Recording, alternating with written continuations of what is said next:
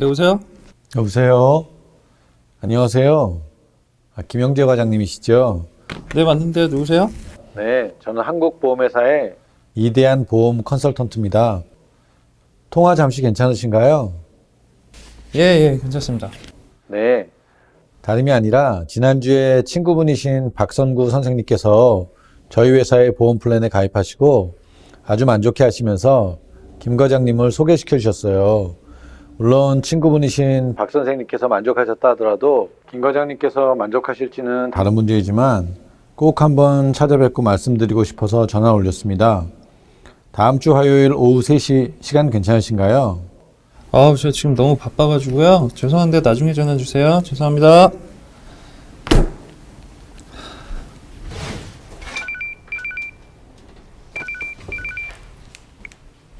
여보세요? 여보세요? 안녕하세요. 이윤희 사모님이시죠? 네. 네, 저는 한국보험회사의 이대한 보험 컨설턴트입니다. 통화 잠시 괜찮으신가요?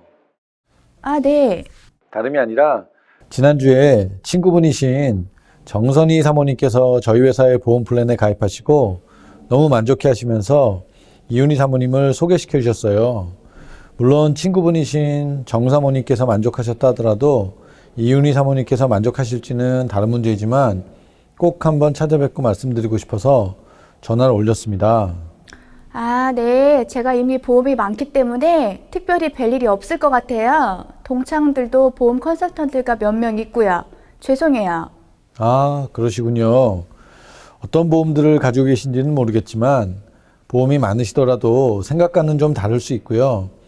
소개시켜 주신 정선희 사모님도 보험을 이미 몇 종류 가입하고 계셨는데요. 막상 저희 상품과 비교해 보니 정말 중요한 부분이 빠졌다고 하시면서 저희 한국보험회사에 가입하셨거든요. 그리고 친구분들이 컨설턴트로 계시다고 하더라도 막상 무슨 일이 생기시면 저처럼 오히려 모르던 컨설턴트들에게 일 처리를 맡기실 때 훨씬 편하고 용이하다고 하시더라고요. 제가 그리고 여유가 없어요. 아이들이 학원을 많이 다녀서 생활이 빠듯하거든요. 네.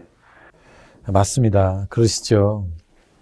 하지만 정선희 사모님도 생활비도 부족하시다고 하셨는데 또 꼼꼼히 따져보시더니 보험 상품을 다시 리모델링 하셨거든요. 만나고 한번 말씀드리고 싶은데요. 언제쯤 시간 괜찮으시죠? 죄송해요. 제가 많이 부담스러워서요. 필요하다고 느낄 때 제가 전화 드릴게요. 죄송합니다.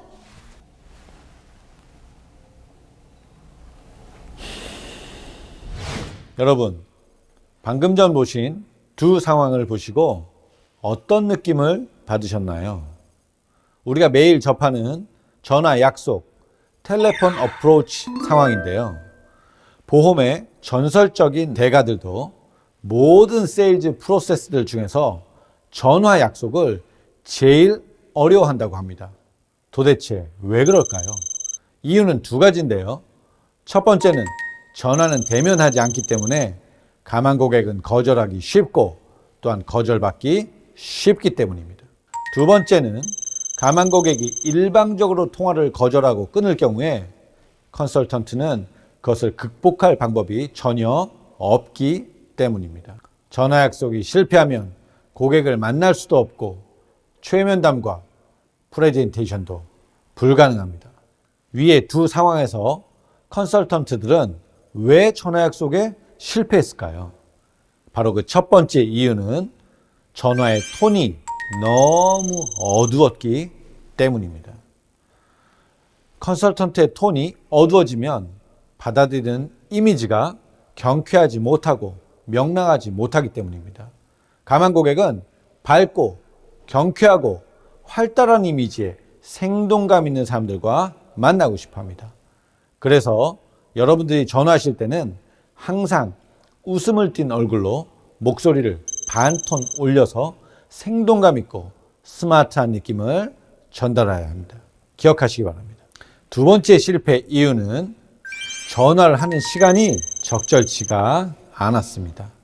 바쁜 시간에는 그 누구도 제대로 전화를 받을 수가 없기 때문입니다. 일하는 사람들에게는 오후 3시부터 4시 사이가 가장 적절합니다. 반대로 전업주부들에게는 오전 9시부터 11시 사이가 가장 적절합니다. 아무리 친한 관계라도 바쁜 시간에는 그 누구의 전화도 짜증나기 마련입니다.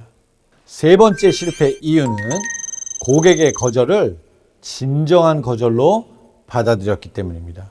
고객은 당황한 나머지 즉각적인 반응일 뿐인데 컨설턴트가 이것을 진정한 거절로 받아들였기 때문입니다. 고객이 전화 거절할 때는 마치 펜싱을 하듯이 툭툭툭 치며 거절을 처리하셔야만 합니다. 당황한 고객은 약 4가지에서 5가지의 거절밖에는 생각이 나지 않을 것입니다. 그래서 여러분들께서는 다이어리에 그보다 많은 4가지에서 5가지 거절을 준비하시고 그것으로써 거절 처리를 하시면서 마지막 멘트로는 제가 계약서 한 장도 가져가지 않기 때문에 부담 갖지 마시고 차 한 잔만 주십시오 라는 멘트로 거절을 극복하셔야 됩니다.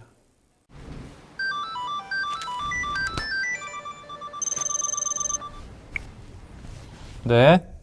여보세요? 안녕하세요. 김영재 과장님이시죠? 네, 맞는데요.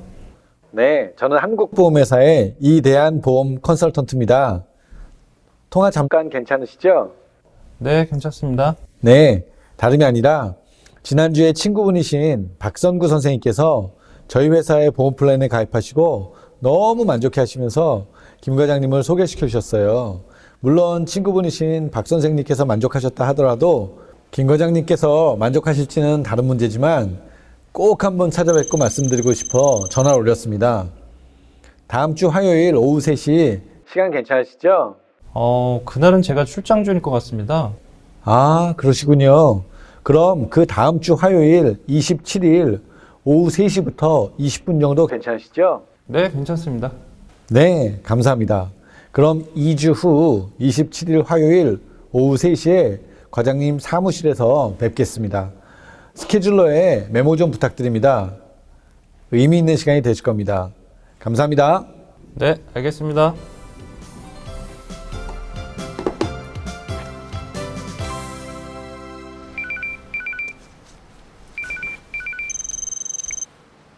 여보세요? 여보세요? 안녕하세요. 이윤희 사모님이시죠? 아, 네. 네. 저는 한국보험회사의 이대한보험 컨설턴트입니다. 통화 잠시 괜찮으신가요? 아, 네. 네. 다름이 아니라 지난주에 친구분이신 정선희 사모님께서 저희 회사의 보험 플랜에 가입하시고 너무 만족해 하시면서 이윤희 사모님을 소개시켜 주셨어요.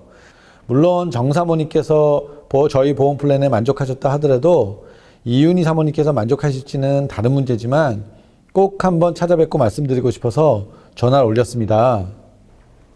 아, 그런데 제가 이미 보험이 많기 때문에 특별히 뵐 일은 없을 것 같아요.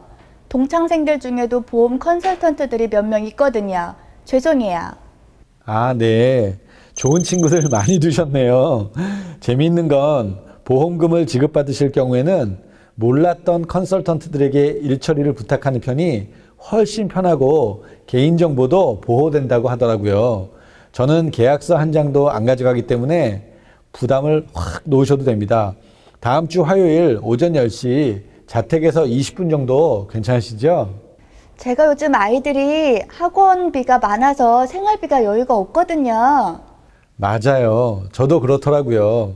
제가 찾아뵐 때는 아까 말씀드린 것처럼 계약서 한 장도 안 가져가기 때문에 아마 결정할 것이 없으실 겁니다. 그냥 차 한 잔만 주시면 돼요.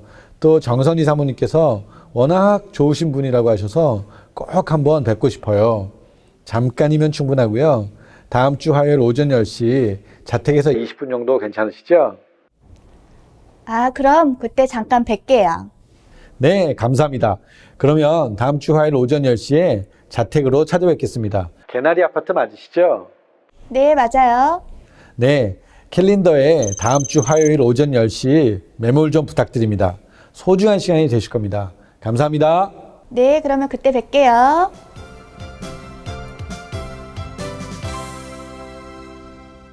여러분은 오늘 중요한 사실 3가지를 깨달으셨습니다. 첫 번째는 목소리의 톤을 반 톤 올려서 경쾌한 목소리로 명랑한 이미지로 스마트한 이미지를 전달하셔야 합니다. 왜냐하면 고객들은 밝은 사람들과 만나고 싶어 하기 때문입니다. 두 번째로 전화하는 시간이 중요합니다. 바쁠 때는 그 누가 전화해도 짜증나기 마련입니다. 경제활동을 하는 분들께는 오후 3시부터 4시 사이에, 전업주부들께는 오전 9시부터 11시 사이에 전화하는 것이 가장 적절합니다. 세 번째는 고객의 전화 거절을 진정한 거절로 받아들이지 말고, 고객은 그저 당황해서 하는 거절이므로 여러분께서 미리 다이어리에다 적어 놓으신 4-5가지의 대응 방안을 마치 펜싱을 하듯이 툭툭툭 치시면서 마지막 멘트로 제가 찾아뵐 때는 계약서 한 장도 가져가지 않습니다 라는 클로징 멘트를 계속 사용하시기 바랍니다. 또 한 가지는 고객에게 약속 시간을 정확하게 주지시키는 것입니다. 오늘 공부하신 전화 약속의 3가지 포인트를 항상 기억하시고 실천하셔서 약속의 달인, 전화의 달인이 되시기를 진심으로 기원합니다. 감사합니다.